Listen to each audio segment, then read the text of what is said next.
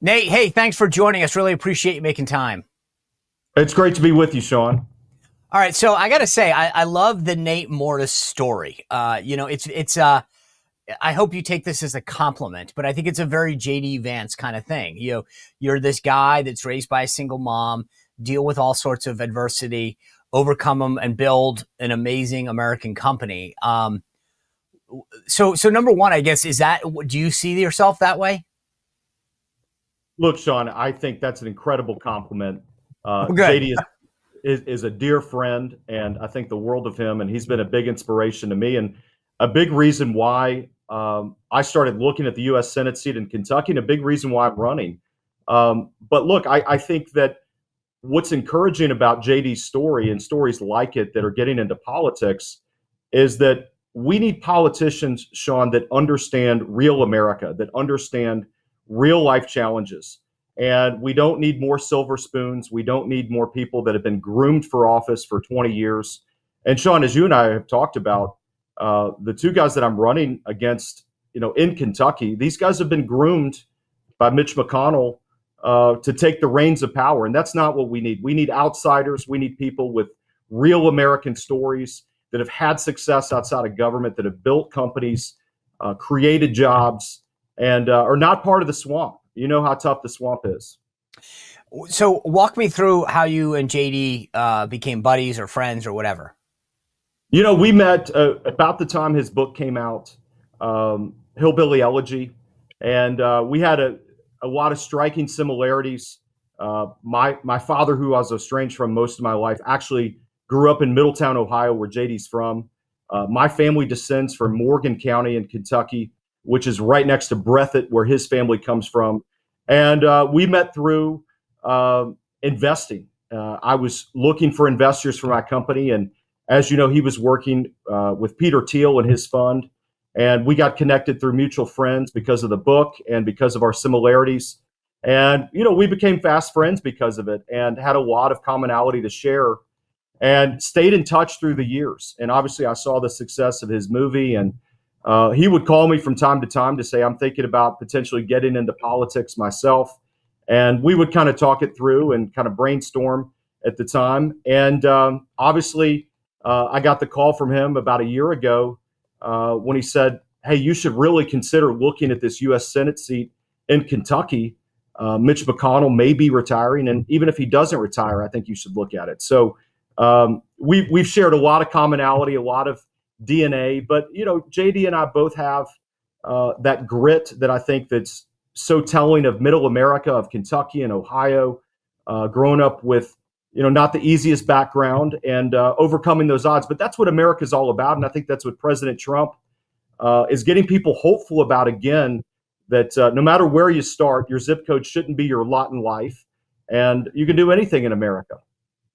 It's interesting. When you came out of the gate, and man, you came out swinging. I mean, I've been doing this 30 years, and a lot of guys, I think, with your story would come out and say, "Hey, look, here's my personal story. I built a successful business, blah blah blah." But you came out swinging at Mitch McConnell, who's retiring. Tactically, explain to me why you did that.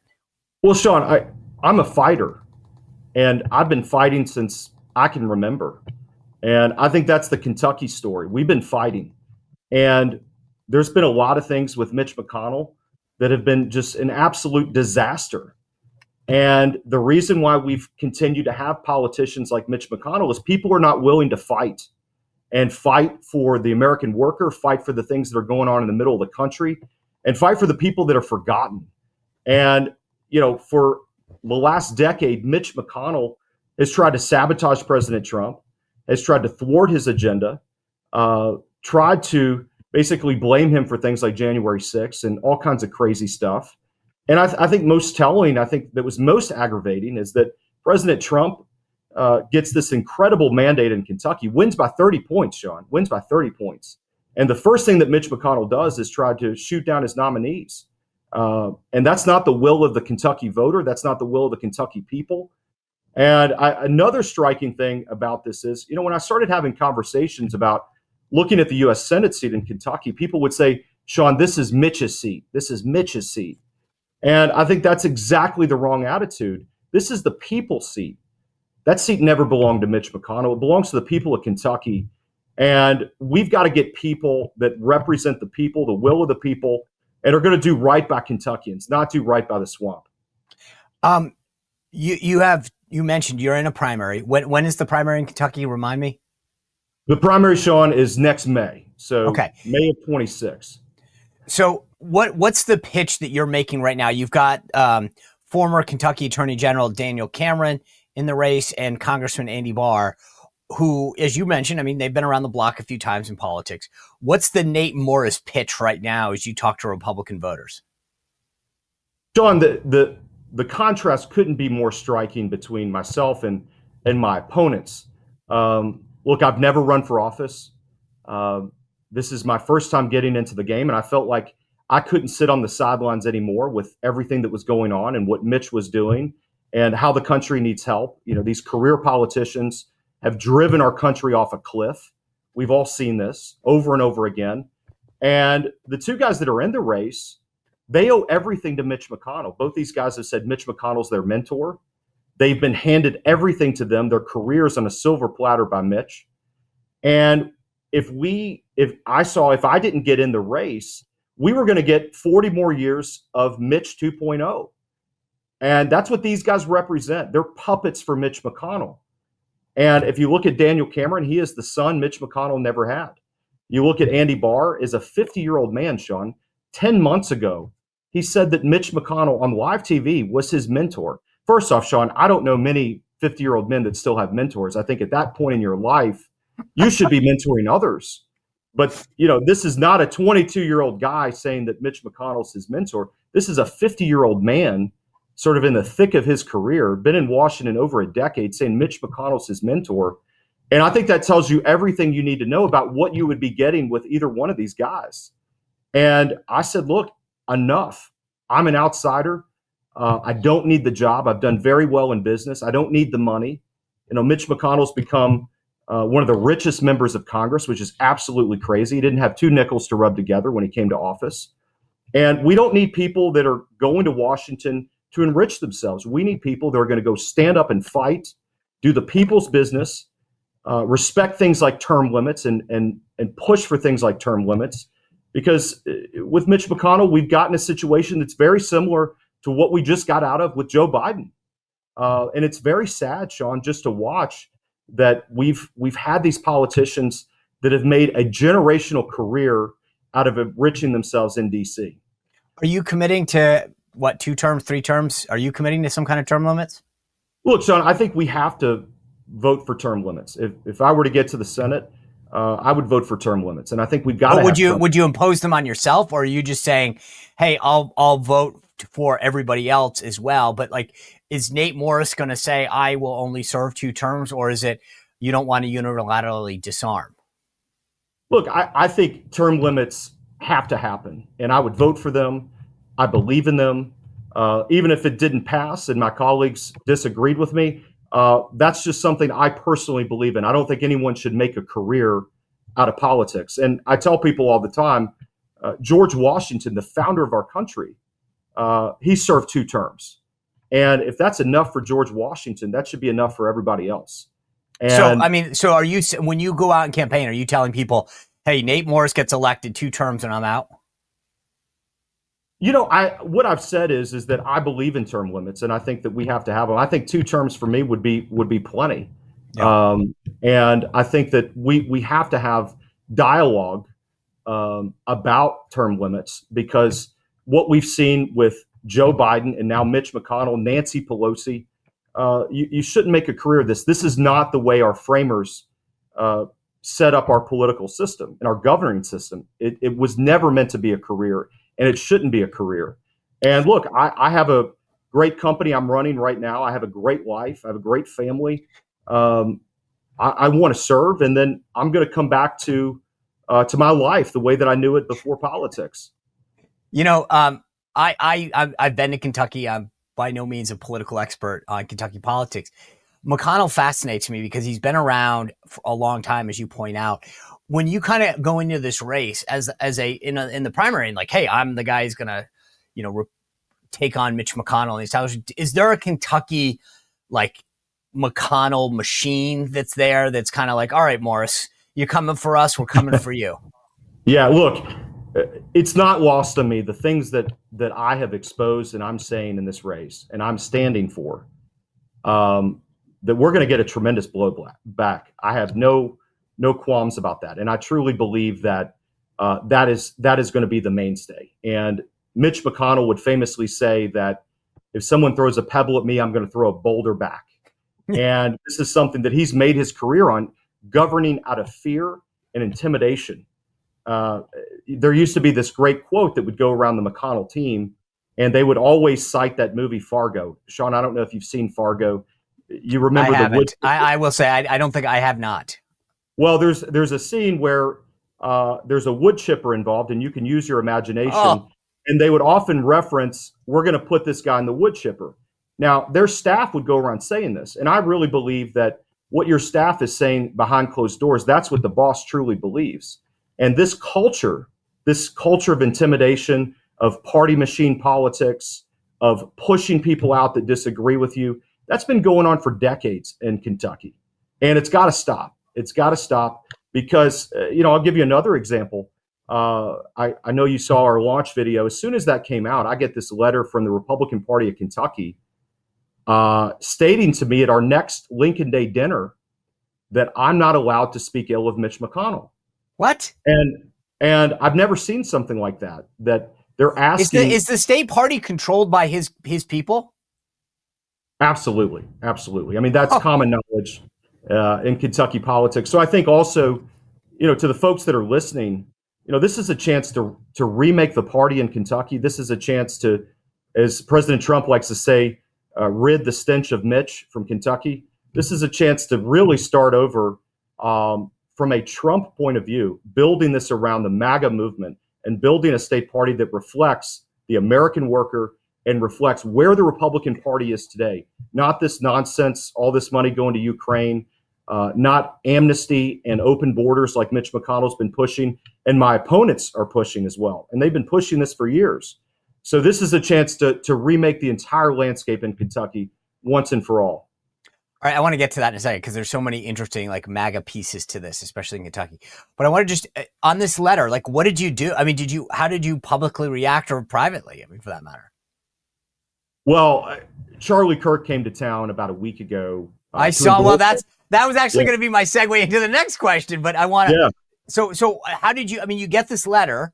Charlie, was he just randomly? I mean, so walk us through. You get this letter. It says, "Hey, by the way, if you want to speak again, you may never speak ill of the Mitch." What is how just now take me from there? You open the letter, you're going, holy smokes, and then what? Well, I was shocked. I couldn't believe it. And it wasn't lost on me that I've been the one who's been so vocal about McConnell getting this letter and getting it immediately after my launch. I mean, it wasn't like they waited a week or they waited, 2 weeks or a couple days before the Lincoln Day dinner. This was immediately following my launch. And I shared this with Charlie on stage and we got a big laugh about it. But how did you wait? Just hold on though. Charlie doesn't roll into Kentucky and just happen to be did you guys have a relationship? How did that happen? Well, I've gotten to know Charlie as I started exploring the U.S. Senate race. And I'm very honored and grateful that he endorsed me for the U.S. Senate and Turning Point USA. And we've begun developing a relationship since the campaign started. And, he got a big kick out of it. He couldn't believe it. But it's like, there they go again, the Mitch McConnell team. They just can't leave well enough alone. They're still trying to control and thwart anyone that's going to speak up against what they've been standing for the last 40 years. But look, I take it as a badge of honor. And that means that we're making moves. And I think that means we're getting people's attention. We're bringing a new dialogue to Kentucky, an outsider's perspective, a business perspective. And this is long overdue, as you know. Okay, so just to put a pin in this before I move on, have you publicly said, screw you, I'm not going to speak at your dinner if I can't say what I want? Or what? How have you reacted? Well, Sean, no one's ever stopped us for speaking the truth. Right. And what I shared with the state party is I'm going to attend the event out of respect for every Kentucky voter that's going to be there. and I'm going to speak the truth, and that should be good enough for everyone. So they're not going to stop us from telling the truth and telling the reality of the situation in Kentucky, the political climate, and also where we have to move our country and where we have to move Kentucky to fit this moment around the American worker and what the MAGA movement's all about. So speaking of the MAGA movement, obviously Charlie's huge, right? I mean, he tweeted out that he had over 1,300 grassroots supporters show up at 10 a.m. on a Monday to support you. That's huge. You mentioned your friendship with JD. I personally, again, I will admit my naivete when it comes to Kentucky grassroots politics. But I got to imagine, based on the stat that you just cited about how well President Trump did in Kentucky, that if he goes in and endorses, that's who's going to win. What are you doing to get his endorsement? Do you agree with my assessment? And how are the other two candidates in the primary doing in their attempt to woo him? Well, look, President Trump does exactly what he wants to do when he wants to do it. And this is, has been his choice. And we know, Sean, looking around the country, President Trump picks winners. When he gets involved, the candidates win. And that has been a mainstay since he arrived on the national political stage over a decade ago. And look, I think that the people that we have around us speak for how we would govern as a senator. And I think the team that we've assembled, I think the people that are beginning to move around us, people like Charlie, also the Senate Conservatives Fund endorsed us right out of the gate. These are the kind of groups and kind of people that show what kind of senator we're going to be and how we're going to lead and how we're going to govern. And I think if you look at the other two guys, these guys have been loyal to Mitch McConnell. They talk a big MAGA game right now, but they've been loyal to Mitch McConnell. And I would ask both of them, who would they be without Mitch McConnell? What would they be doing? Where would they be working? How would they be making a living? They owe everything to Mitch. And someone like Daniel Cameron, for the last 20 years, it's been the McConnell machine's plan to make him the successor to Mitch. That's been their plan. And somebody like Andy Barr, who's been at the tutelage of Mitch McConnell, he's been serving in Congress under the guise of what Mitch McConnell tells him to do. And all his money, all his support comes from the McConnell machine. So, look, I think that tells you everything you need to know about where we stand, and I think how we're a contrast. And I believe that's going to speak volumes for who continues to surround us, who continues to endorse us, and how we move forward in this race. One issue that you guys have really stood out for is this moratorium that you've called for on all immigration. So you're a businessman. You employ a lot of people. You've grown a business from nothing up to, and like, how realistic do you think a full moratorium on immigration is? How long would you want it for? And how do you think it would impact the economy? We're in a state of crisis with our border. Hard stop. The biggest threat to our sovereignty as a country, the fate of Western civilization. I mean, look, if America goes, we don't have anything left in this world. Western civilization has been the great hope for humanity. And we're very close to losing our country, losing our culture, losing what America means. And we have ingested all these folks that we know nothing about from the third world, and they're bringing all their issues and all their problems with them. And Sean, we're full. We're absolutely full. And we have to get so aggressive. And I think that's one of the great things about the big, beautiful bill is that we are getting the funding needed to get these deportations to happen. And we have to be so aggressive because this is one chance we've got. This is going to be the greatest deportation effort in the history of the country, but we got to get it done. And we cannot bring in any new immigration until we get rid of all of Joe Biden's illegals that have invaded our country, period. We just can't, we cannot function as a nation until we get these folks out of our country so we can move forward. So, look, I think it's a very aggressive stance, but my other two opponents have not had the courage to say it. It's not the most popular opinion with some, particularly in the business community, but it has to be done to save the country. And we have no choice. We have no choice. Speaking of saving the country, yesterday at this cabinet meeting, Brooke Rollins talked about agriculture security being national security. I mean, they brought up how many of these Chinese nationals are buying farmland in general, and then buy military bases as well. Obviously, in Kentucky, this is a big deal. Yeah. What do you think needs to get done to protect our national sovereignty? China should not be allowed to own farmland in Kentucky, period. And we've had a governor that has allowed that to happen, which is an absolute disgrace. Kentucky is a big part of America's national security between Fort Campbell, Fort Knox, and the fact that we've allowed the Chinese to even come into Kentucky in any way is an absolute disgrace, and it's alarming. This stuff should never happen. And any Chinese money coming into this country, we cannot allow it at this time. We cannot allow Chinese investment to happen, period. They are our enemy, Sean. They are our enemy, and we have been at odds with them economically, and we just cannot allow this to happen. And I think it's absolutely pathetic that somebody like Andy Beshear has allowed this to happen under his leadership, and he could have done something about it, never did anything about it. So I just think, look, I think that's a really hard line position. I think Kentuckians agree, and the Chinese people, the Chinese government is not on our side. We know this. Yeah.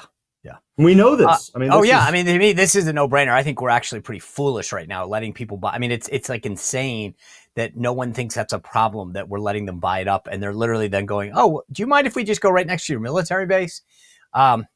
Anyway, Nate, to me, I'm glad you're taking the stand, because I feel like China is this massive existential threat to economically, militarily.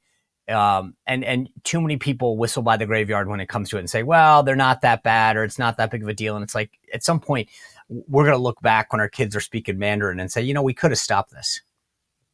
Yeah. And I think what's so alarming is you've got somebody like Andy Barr, who just called me a nativist and called MAGA nativist, because we believe in economic and border sovereignty.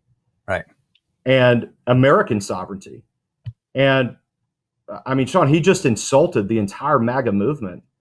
And this is the stuff the left says, which is just crazy. The left calls us nativists. No, we believe in a border. We believe in national sovereignty, and we believe in America first.